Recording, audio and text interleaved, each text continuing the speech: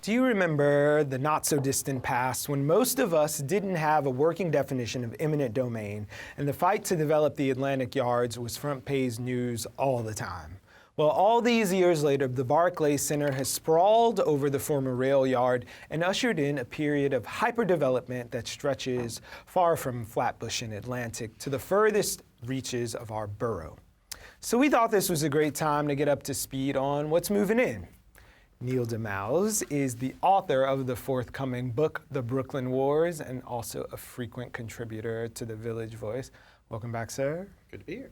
We also want to welcome Hiten Samtani. He is the managing web editor at the Bible of New York Real Estate. That is the real deal. Hey, first time. Yes, first time. Thank you for having me. Thanks for being here.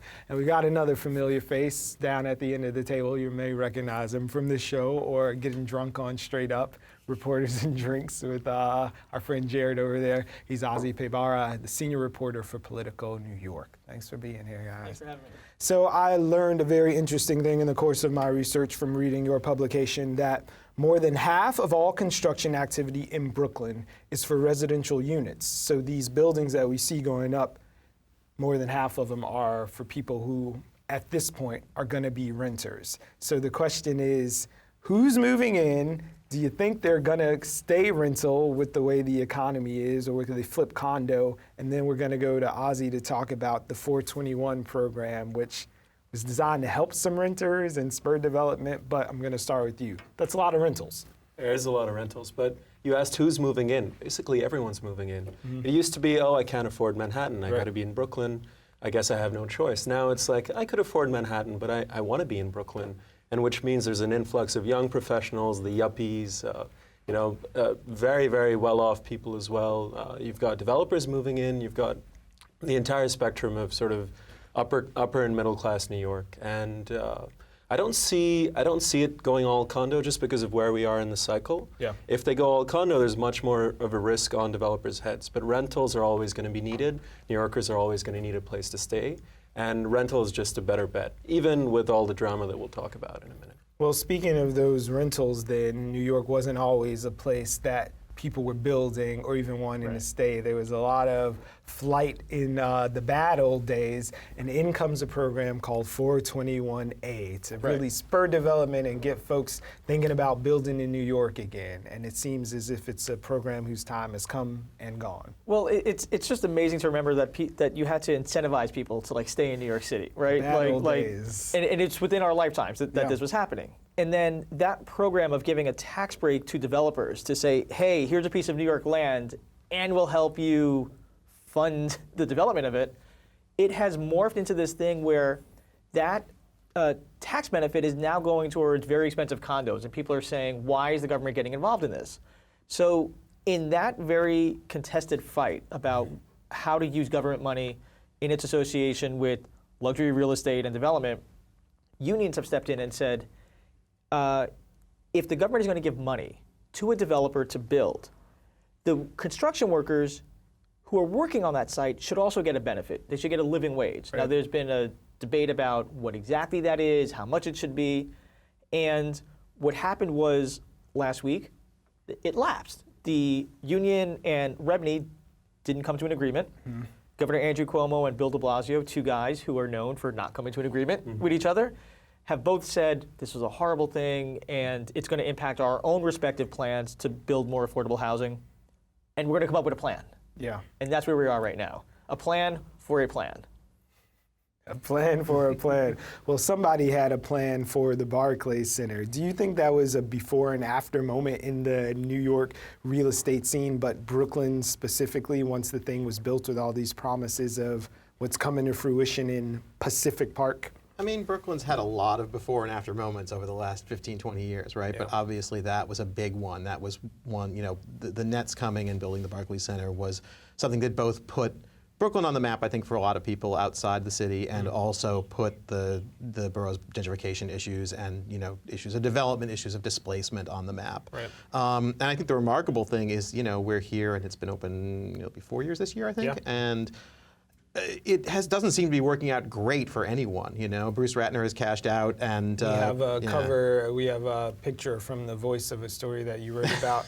Some of the math not adding up for the Russian oligarch over there. Yeah, I mean, it's not particularly making money. That's the amazing thing. Is the whole purpose of this was, wow, you know, we're going to build this thing, and it's going to generate tons of jobs, and it's going to, you know, be a big, you know, cash machine. And it hasn't worked out that well because, you know, when you're building something for $1 billion, it's tough to earn it back, even if you get a lot of tax breaks and cheap land and things like that, as Barclays Center did. But the housing is finally coming to fruition. We've got some slides of Pacific Park, and they released some renderings. But that building, it's the world's largest Modular construction. modular that they did the Lego set over in the Navy Yard, and it's coming to the corner now. So that's coming out. How do you think Pacific Park is going to change the landscape here in Brooklyn? Well, the thing about the modular housing that's interesting is that Forest City has said they're not going to do any more of those in the near term. So that's been interesting. They said this is the future of housing in New York City. It's cheap, it's affordable, it's durable, and it can be built very quickly. Those and are it's the the sort of sole benefits. building that Forest City is responsible for on the whole Pacific Park site, right? At this point, I believe Yeah. they have. I think they have a couple more in their pipeline, but at this point, I think that's what they're responsible for. The housing's going to work. I mean, it's a solid building. It's in a very good location. But they've talked about the whole idea about Pacific Park, Barclays Center, Atlantic Yards. There's this ripple effect that was supposed to happen. Oh, all the mom and pops around will benefit because you've got this incredible hub of people coming in. Guess what? Retailers around aren't very happy with what's going on. Like, it's a lot of traffic. It's foot traffic, but it's not traffic that translates into, store sales for folks. sales, and that's been happening. Downtown Brooklyn has seen a lot of residential development. And it used to be small, but now, JDS is building a 1,000-foot tall skyscraper, which is coming up soon. There's one at 388 Bridge Street, which I believe is also going to be in the 600-700-foot range. So I guess the difference now is that people are really betting big on these large rental and condo towers and going vertical. I guess there's also this whole vision of a 24-hour live-work downtown Brooklyn that was a vision going back to Marty Markowitz, where he wanted to get more towers and business down there. Doesn't everything go back to Marty Markowitz? Listen, the man's got a legacy. But when we look at a place like Fulton Street, where there's tremendous development, where the big towers going in, I just saw them put up flags for Century 21, the Alamo Draft House is coming, and then there's news about Macy's and the possible tower that might go in there. How is Brooklyn doing with the office space? When it comes to office, what's really interesting now, I think the big trend is like the institutional investors, the A-class investors are coming in. The Macy's thing that you mentioned, it's Tishman Speyer, which is the largest developer in the world, about 100 million square feet globally. So they're coming in, they're going to keep the Macy's store as is and then build around it and sort of give them some extra space.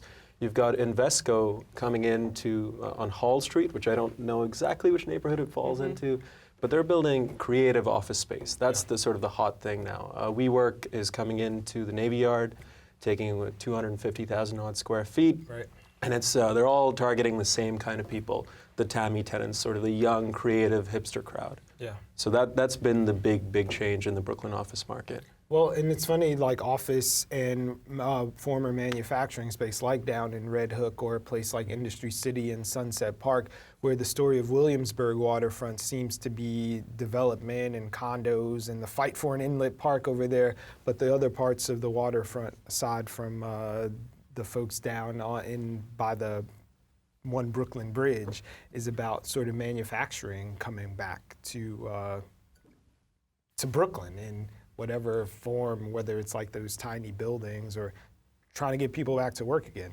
Yeah, well, I mean, that's sort of the argument, right? I mean, people have been talking about bringing manufacturing back to Brooklyn for as long as I've been alive, I think.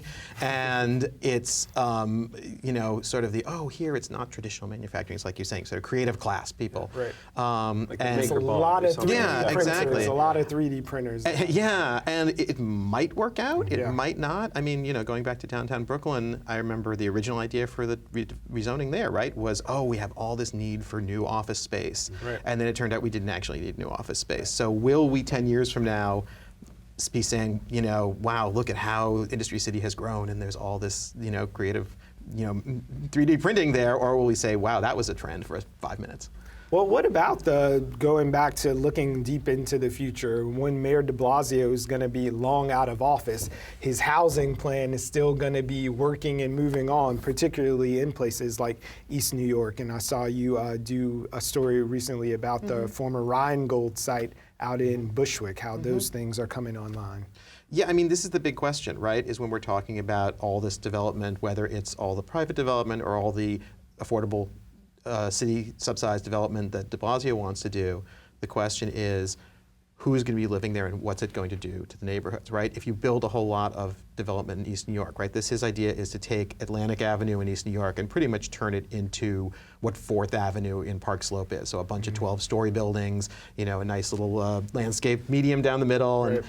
And on the one hand, that could be great if you're someone in East New York and you get to live there. On the other hand, if it winds up being the next neighborhood that attracts people from other parts of the city or from outside of the city, then suddenly you wind up, the people who were displaced from Bushwick to East New York are displaced again. So it's a huge, huge question, and I think that's why the mayor's getting a lot of pushback from community boards and people like that who are saying, whoa, wait a minute, building affordable housing sounds great, but let's look at what the other impacts are going to be. The price points are typically not there to accommodate the current locals, which is the biggest the tension that he's speaking with. The Rheingold Brewery, I mean, it's going to be a beautiful, hundreds of units project, but the rents are not going to be for someone who's there at the moment. Right. It's amazing that the mayor's identifying a problem that he says every New Yorker feels either directly or by association, which is that rents are too high and there's not enough affordable housing. And then when he goes to specific neighborhoods to say, we want to address it, we actually want to build more affordable housing, the people he is targeting for this help are saying no. Because as much as they are uncomfortable with the status quo, they fear the change even more, which is sort of an amazing dynamic. Because if you're a mayor who got elected on this issue, what do? You can't accept the status quo, and the change that you want to bring is being resisted. You're stuck in a pretty difficult spot. So Melissa Mark is the next up after State of the State. What do you think she's going to deliver on that? Do you think she's going to say anything substantive about that plan? Politicians say substantive stuff all the time. How the legislative body in New York City deals with a mayor who is himself in just finishing his second year, sort of coming back politically. His job approval rating rose to 50%, which just sort of speaks to how bad of a first 2 years he's had with messaging and communicating with people. The council has tried to sort of step out ahead of him on certain issues, specifically on policing, sort of on the margins. But where they go in terms of his housing plan is going to be fascinating, because the mayor could sort of take a beating in East New York and then say, well, we're also doing stuff in the South Bronx or in Sunset Park. Right. But if you're a council member representing that area, you don't have the ability to sort of give this citywide view, and you're sort of stuck with those residents who could vote you in or out. It's all local. All right, well, thank you guys for bringing us up to speed on some of what's going down and rising up in Brooklyn. We appreciate it. Thank you very much. Thanks.